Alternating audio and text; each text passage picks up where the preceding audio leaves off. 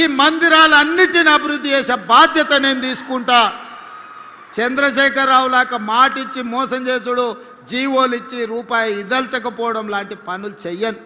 అన్నిటికీ అంచనాలను చేపిస్తా. మీడియా మిత్రులారా రాసుకోండి. బాసర నుంచి భద్రాచలం వరకు గోదావరి పుష్కరాల లోపల ప్రతి మందిరాన్ని అభివృద్ధి చేయడానికి అవసరమైన నిధులు ఇచ్చి ఈ మందిరాలను పర్యాటక కేంద్రాలుగా పుణ్యక్షేత్రాలుగా అభివృద్ధి చేస్తాం. అటవీ ప్రాంతంలో ఉన్న ఎకో టూరిజంని కూడా అభివృద్ధి చేస్తాం. నిన్నగాక మన మీరు చూసారు సమ్మక్క సారలమ్మ జాతర 100 రోజుల్లో ఎన్ని పనులు చేసినామో 2 కోట్ల మంది దర్శించుకున్నారు. ఎప్పుడైనా సమ్మక్క సారలమ్మ జాతరకు ముఖ్యమంత్రి అయినాక ఆ పెద్ద మనిషి వచ్చిందా ఒకసారి ఆలోచన చేయరు. ఇంటికి పోయి మా సురేఖమ్మ మా సీతక్క పోయి ఆహ్వాన పత్రిక ఇచ్చింది. సరే ఆయన రాలేదు అనుకుందాం, కనీసం ఆ పిల్లలకని ఏమైందే? సోమరిపోతులా దున్నపోతులా? సమ్మక్క సారలమ్మని దర్శించుకోవడానికి నామోషా? చెట్టంతా పెరిగిండు అల్లుడు, సమ్మక్క సారలమ్మ దర్శనానికి రావచ్చు కదా. గాలికి తిరుగుతాడు ఊరు మీద వాడి అచ్చోసిన ఆంబోతులాక కేటీఆర్ సమ్మక్క సారలమ్మ దర్శనానికి వచ్చిండా? అంటే వేములవాడ రాజన్న అయినా సరే సమ్మక్క సారలమ్మ అయినా సరే ఇవన్నీ పేదోళ్ళ దేవుళ్ళు. పేదోళ్ళ దేవుళ్ళని దర్శనం చేసుకుంటే అదో నామోషి అనుకొని మన దగ్గరకు వస్తలేరు. అందుకే ఇవాళ పేదలు గొలుచుకునే దేవుళ్ళు ఏవైతున్నాయో పేదల కోసం ఈ దేవుళ్ళని అభివృద్ధి చేసే బాధ్యత మన ప్రభుత్వం తీసుకుంటుంది. ఎవరు ఎన్ని శాపనార్థాలు పెట్టినా పిల్లి శాపనార్థాలకు ఉట్టి తెగిపడదు. ఉట్టి మీద పాలుంటే పిల్లి కింద కూర్చొని శాపనార్థాలు పెడతాంటే ఆ ఉట్టి తెగి పడిపోను, ఆ కుండ వలిగిపోను అని. అట్లనే ఇవాళ బీఆర్ఎస్ వాళ్ళు పిల్లి శాపనార్థాలు పెడుతురు. ఈ ప్రభుత్వం పడిపోతుంది, రేవంత్ రెడ్డి అయిపోతాడని. ఎక్కడికి పోని 8 ఏళ్ళు ఉంటుంది మా ప్రభుత్వం.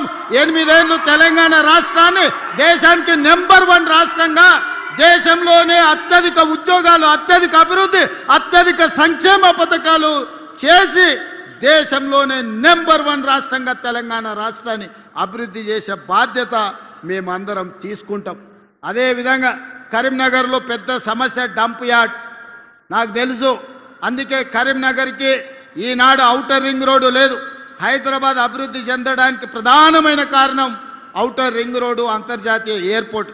అందుకే ఇవాళ కరీంనగర్కి ఔటర్ రింగ్ రోడ్డుతో పాటు వరంగల్ కూడా ఔటర్ రింగ్ రోడ్డు ఇచ్చి వరంగల్లో ఎయిర్పోర్టును అభివృద్ధి చేసి ఈ రెండింటిని కలుపుతాం. జంట నగరాలలాగా కరీంనగర్ను వరంగల్ని అభివృద్ధి చేసి ఈ రెండింటి మధ్యలో ఒక పెద్ద డంపింగ్ యార్డ్ తీసుకొచ్చి అక్కడ విద్యుత్తు ఉత్పత్తి చేసి ఒక దేశానికి ఆదర్శంగా ఉండే మున్సిపల్ కార్పొరేషన్స్గా వరంగల్ అండ్ కరీంనగర్ని తీర్చిదిద్దుతాం. ఎవరు ఎన్ని అడ్డంకులు కల్పించినా ఎన్ని రంకెలేసినా బీజేపీ వాళ్ళు సిల్లి గవ్వ తేరు. మోడీ ముందల నిలబడి అడిగే ధైర్యం నాదే? మా ఈడ బండి గుండు బాగానే మాట్లాడతారు ఈడ మైకుల ముందల, కానీ మోడీ ముందల వీళ్ళకి నిలబడి అడిగే ధైర్యం ఉందా? మోడీ నుంచి చిల్లి గవ్వ తెచ్చే ధైర్యం ఉందా? మోడీ వీళ్ళకి అపాయింట్మెంట్ అని ఇస్తాడా? మోడీ దగ్గరికి వీళ్ళ ముఖమే చల్లదు, వీళ్ళ ముఖమే గుర్తు పట్టాడు మోడీ. గుర్తు పట్టేటట్టుంటే Karimnagar outer ring road Bandi Sanjay దేవాలి, వరంగల్ ఔటర్ రింగ్ రోడ్డు తీసుకురావాలి. ఇవాళ కరీంనగర్ అభివృద్ధికి నిధులు మంజూరు చేయించుకురావాలి. ఇవాళ నిజంగానే మోడీ దగ్గర మీకు పరపతి ఉంటే కాళేశ్వరంలో 1000 కోట్లు కొల్లగొట్టిన కేసీఆర్ హరీష్ను బొక్కలేయాలి. కారు దందాలు ఇవాళ సంపాదించిన కేటీఆర్ను బొక్కలేపియాలి బండి సంజయ్ గారు. మీరు ఈడుండి మా వాళ్ళని బెదిరించుడు, మా వాళ్ళ మీద రంకెలేసుడు కాదు బండి సంజయ్ గారు.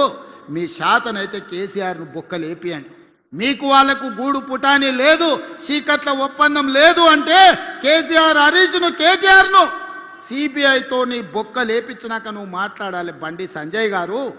మీరు కార్యకర్త నుంచి వచ్చి ఎదిగిరు బాగానే ఉంది, మీరు కౌన్సిలర్ ఉన్నోళ్ళు ఎంపీ అయిన బాగానే ఉంది, ఎంపీ అయిన వాళ్ళు కేంద్ర మంత్రి అయిన బాగానే ఉంది, మీ పరిస్థితి బాగానే ఉంది, కిషన్ రెడ్డిది బాగానే ఉంది.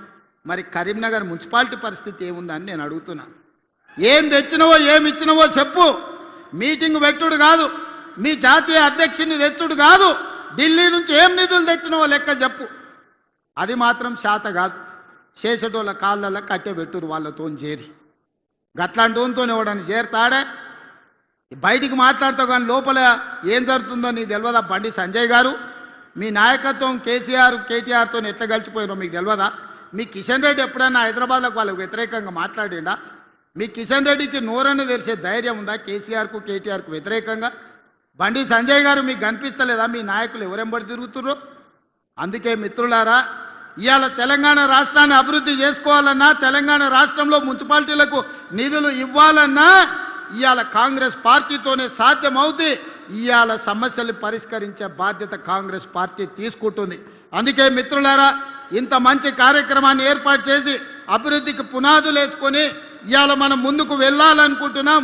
ఎవరు ఏమి దేరు, ఎవరు ఏమి ఇయ్యరు, ఎవరో వస్తారని ఏదో చేస్తారని ఎదురు చూడాల్సిన పని లేదు.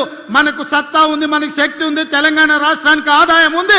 ఈ ఆదాయాన్ని పేదలకు పంచి పెట్టి సంక్షేమ పథకాలతో పాటు తెలంగాణ రాష్ట్రాన్ని అభివృద్ధి చేసే బాధ్యత ఇందిరమ్మ రాజ్యంలో మా మంత్రివర్గం అంతా తీసుకుంటుంది. మీ అందరి సహకారం ఉండాలి. కరీంనగర్లో మీరు 8 మంది ఎమ్మెల్యేలను గెలిపిస్తే 50% పదవులు ఇచ్చినామయ్యా. 3 మంత్రులు ఇచ్చినాం, ఒక విప్ ఇచ్చినాం. ఇంతకంటే ఎక్కువ పార్టీ ఏమిస్తుంది మీరు చెప్పుర్రి? 8 మంది ఎమ్మెల్యేలను మీరు గెలిపిస్తే 3 మంత్రులు అయిన, ఒక విప్ వచ్చిండు, 4 పదవులు ఇచ్చినాం.